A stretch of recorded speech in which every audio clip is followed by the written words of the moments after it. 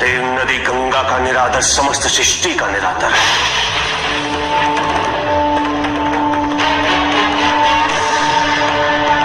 गंगा का अपमान त्रिदेवों की मर्यादा का हनन है। यह सूचक है धर्म की गरिमा के पतन का।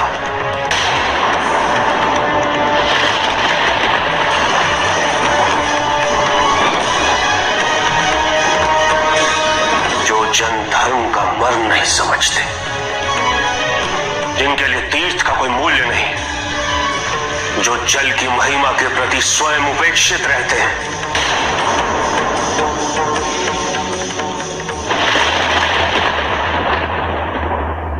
उनका विनाश निश्चित है।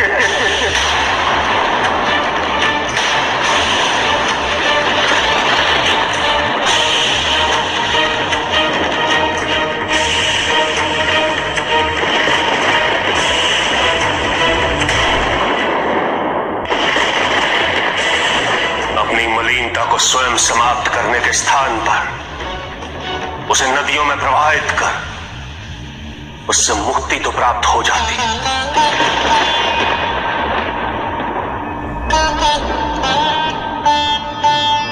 किंतु उसके पश्चात एक बड़ा पाप पुनः अर्जित होता।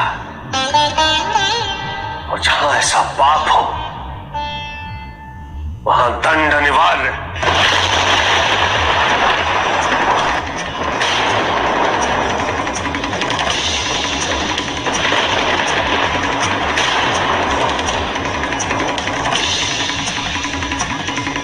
त्रिभुवनतारिणी गंगा की ममता को ना समझने वाला ये समाज,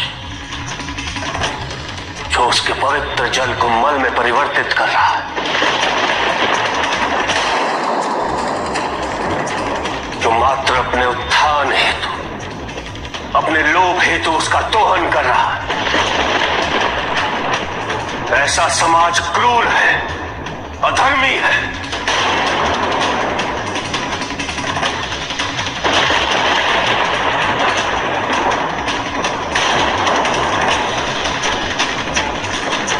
ऐसा समाज देवों की दया के योग्य नहीं, अपितु उनके पाप और उनके अभिशाप के योग्य है।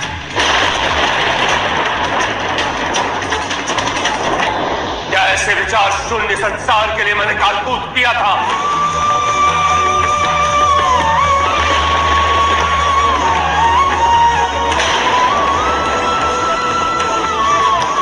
क्या इन्हीं अराजक और निर्दयी संतानों की सुरक्षा के लिए मैंने त्रिपुर का नाश किया था?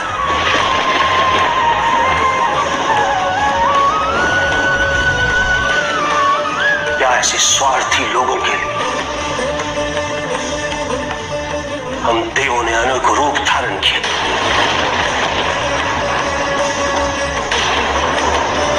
कुपात्रों का संरक्षण अधर्म है। क्यों मैं ऐसे संसार के लिए अधर्मी बनूं?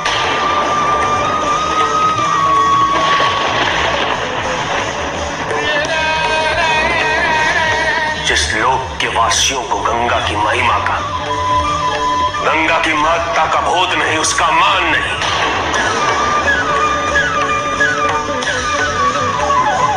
ऐसे लोक के वासियों के लिए गंगा का प्रवाहित होना व्यर्थ है।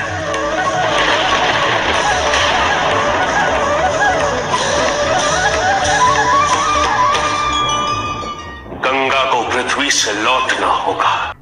जो समाज अपनी सहानुभूतिहीनता, अपनी दयाहीनता का विष गंगा के पवित्र जल में प्रवाहित कर उसे मलिन कर रहा है, वो समाज स्वयं विष का पात्र है। समय आ गया है समुद्र मंथन से उपजे गरल को अपने कंठ से निकालकर संसार में प्रवाहित करने का।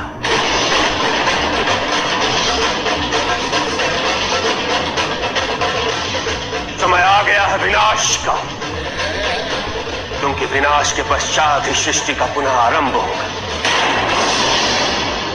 वो व्यापारी जिसके पास इस संसार में जीवन निर्वाह हेतु सब कुछ था, उसके पास घर था, छोटा था किंतु उसके परिवार के लिए पर्याप्त था।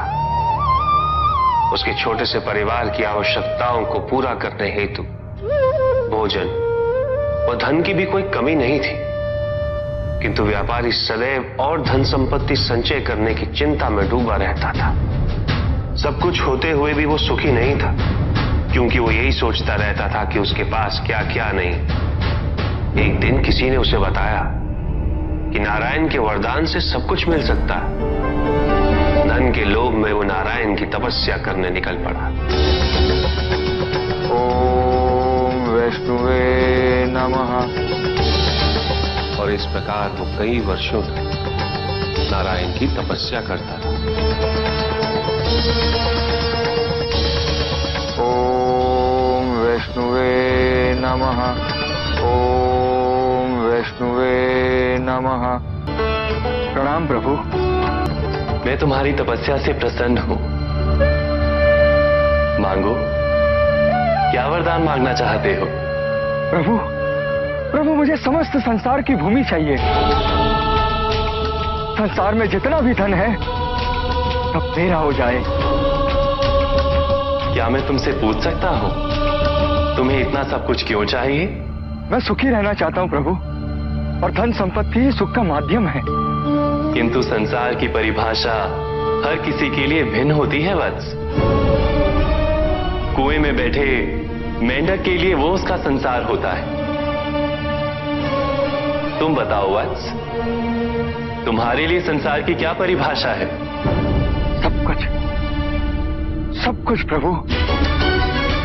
जो कुछ भी मुझे दिखाई दे रहा है वो सब कुछ संसार ही तो है प्रभु। उचित है, मैं तुम्हें वरदान देता हूं कि जितना भी संसार तुम अपने नेत्रों से स्वयं देख सको वो तुम्हारा होगा, किंतु जो तुम नहीं देखोगे वो तुम्हारा नहीं होगा। अब इस संसार का सबसे धनी व्यक्ति मैं बन जाऊंगा प्रभु, और सबसे सुखी भी। सब मेरा, ये सब भी मेरा। उसने सोचा यदि वो दौड़ के समस्त संसार को देख ले तो वरदान अनुसार सब उसका हो जाए। यहां से वहां, वहां से यहां वो चारों दिशाओं में भागने लगा।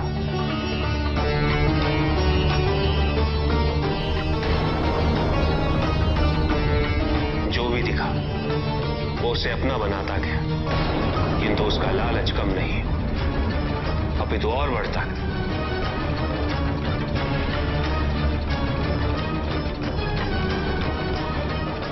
निरंतर भागते रहने के कारण शीघ्र उसका शरीर उसका साथ देने में असमर्थ हो गया,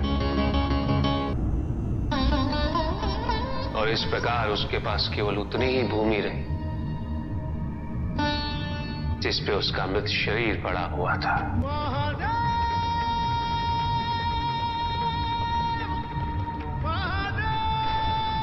अकेला। उसके पास उसके परिवार का सुख भी था, किंतु उसने उसका आनंद नहीं उठाया।